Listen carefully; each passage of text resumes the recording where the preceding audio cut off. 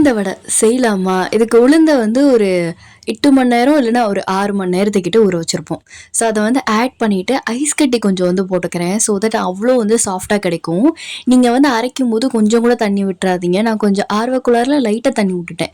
So அதனால் என்னால் வந்து ஓட்டை போடுறதுக்கு மட்டும் கஷ்டமாக இருந்துச்சு. ஸோ நீங்கள் வந்து தண்ணியே விட்டுறாதீங்க. ஐஸ் க்யூப் மட்டும் போதும். தேவையான அளவுக்கு வந்து உப்பு போட்டுக்கோங்க. அதாவது கொஞ்சோண்டு வந்து போட்டுக்கோங்க. அதுக்கப்புறம் இஞ்சியை வந்து குட்டி குட்டியாக கட் பண்ணி வச்சுருக்கேன். ஸோ அதையும் போட்டுட்டு பச்சை மிளகாய், கருவேப்பிலை, கொத்தமல்லி எல்லாம் குட்டி குட்டியாக கட் பண்ணி வச்சுருக்கேன். ஸோ அதையுமே ஆட் பண்ணிவிட்டு வெங்காயம் வந்து கட் பண்ணி அதையும் போட்டுக்கலாம். இப்போ வந்து உங்களுக்கு வந்து மிளகு பிடிக்கும் அப்படின்னா மிளகுமே வந்து போட்டுக்கலாம். நான் இன்றைக்கி வந்து மிளகு வந்து போடலை. உங்களுக்கு வேணும்னா போட்டுக்கலாம். ஆக்சுவலாக கன்சிஸ்டன்சி வந்து இந்த அளவுக்கு இருக்கணும். நல்லா வந்து பனஞ்சு விட்டுக்கோங்க.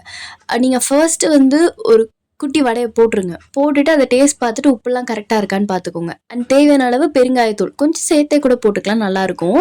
நல்லா வந்து கொதிச்சதுக்கப்புறம் ஆயிலில் வந்து கொஞ்சோண்டு போட்டு பாருங்கள். அது நல்லா உப்பி மேலே வந்துச்சுன்னா அடுத்து வந்து நம்மளோட வடையெல்லாம் வந்து போட ஆரம்பிச்சிடலாம். போட்டுட்டு எஃபர்ட்லெஸ்ஸாக திருப்பி போட்டிங்கனாலே வந்துடும். அவ்வளோதான். இன்றைக்கி வந்து பொங்கலுக்காக தான் இது வந்து செஞ்சுருக்கோம்.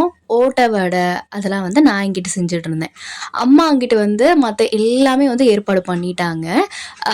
என்னோட வடை வந்து கடைசியில் இப்படி தான் வந்து வந்துருந்துச்சு. ஓகேங்களா? ஸோ இப்போ வந்து ஒரு வாழை இலையை வந்து விரிச்சுக்கலாம். விரிச்சிட்டு அதில் தண்ணிலாம் வந்து விட்டதுக்கப்புறம் ஊறுகாய், நான் வந்து இப்போ ரீசெண்டாக வந்து ஊறுகாய் சாப்பிட்டு பழகியிருக்கேன். அதில் வந்து பீட்ரூட், கேரட் பொரியல், பிரிஞ்சால் இருக்குல்ல அந்த கத்திரிக்காய் பொரியல், அதுக்கப்புறம் உருளைக்கிழங்கு, ஸோ அதெல்லாம் வந்து வச்சதுக்கப்புறம் அப்பளமும் வந்து பொரிச்சிருந்தாங்க வீட்டில். அதுக்கப்புறம் நல்லா ஒயிட் ரைஸ் வந்து வச்சுக்கிட்டாச்சு. அதில் சாம்பாருக்கு பாதி, கொஞ்சம் வந்து வத்த குழம்புக்கு பாதின்னு சொல்லிட்டு பிரித்து வச்சாச்சு. ரசமும் இருந்துச்சு. பட் இன்றைக்கி நான் வந்து ரசம் வந்து எடுத்துக்கல.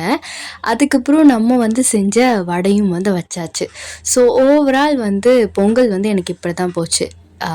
நல்லா வெரைட்டி ரைஸ்லாம் வச்சு எப்பவுமே பொங்கல்னால் இந்த பொங்கல் குழம்புலாம் வைப்பாங்கன்னு சொல்லியிருக்காங்களா, அது இது வரைக்கும் நான் ட்ரை பண்ணதே கிடையாது. என்னோடய வீட்டில் வச்சதே கிடையாது.